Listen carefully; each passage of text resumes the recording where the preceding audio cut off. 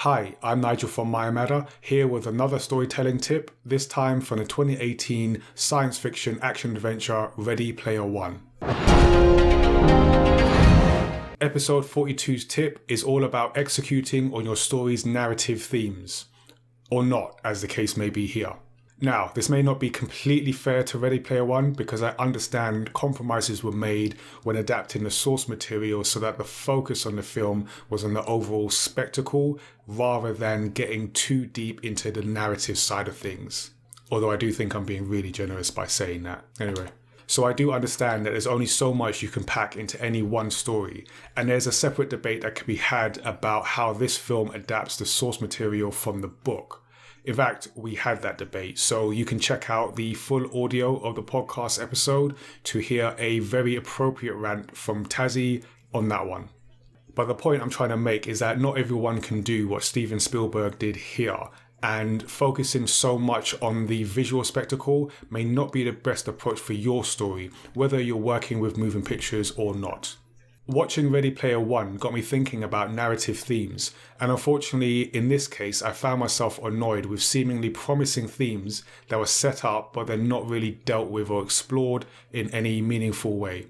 But what do I mean by setting up and executing on narrative themes in your story? So a theme is key to any good story. It's that handful of key topics that your story will explore through its narrative. For example, you can have themes of love and war, coming of age, power and corruption, and so on. And by the way, having a theme doesn't automatically make your story preachy, unless you do it badly. As a creator, I see it as giving your story a deeper meaning beyond just what happens in the plot, and that's where themes are so important. And that brings me on to the thematic statement, which is an expressed opinion related to your story's themes. It's something that delves into those themes over the course of the story and seeks to make a more explicit statement that you want your audience to take away and consider after the story is done. And this is what Ready Player One just doesn't follow through on properly in any real meaningful way. For example, when fellow Gunter Artemis reminds a love-struck Wade Watts that they don't really know each other, it hints at a larger theme or statement to be made. This idea that Wade has built up a whole mental picture based solely on their interactions online and one that doesn't necessarily match with the real person behind the Artemis avatar. I've been thinking, maybe it'd be cool if we met up in the real world.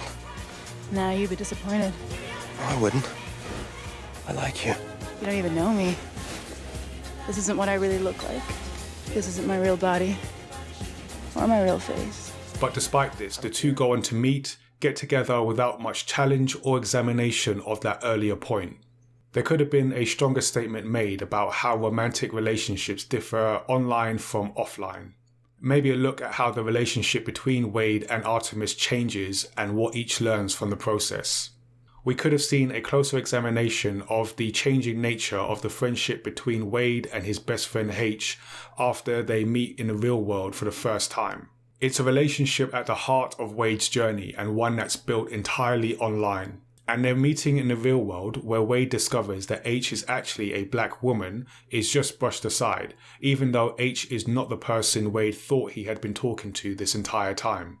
And I really felt that Ready Player One had the potential to explore themes that are even more relevant today than they were when the film was first released, but they just didn't explore those in the actual narrative.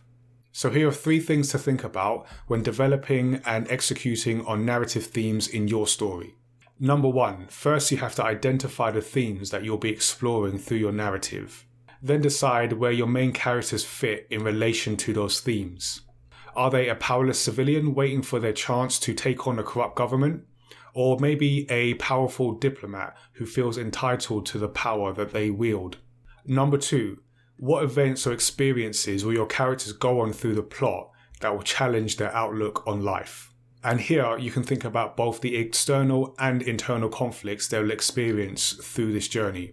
And number 3, consider the full arc or journey of your characters. Who will they be when their individual stories come to a close? And what message or thematic statement are you trying to make through these journeys? And that's your tip for Story X Story episode number 42. Let us know what you think in the comments or join our Discord and chat with us there. Don't forget to listen and subscribe to the podcast to hear the full audio and our deep dive into this story with our guest, content creator and streamer Trista Bites.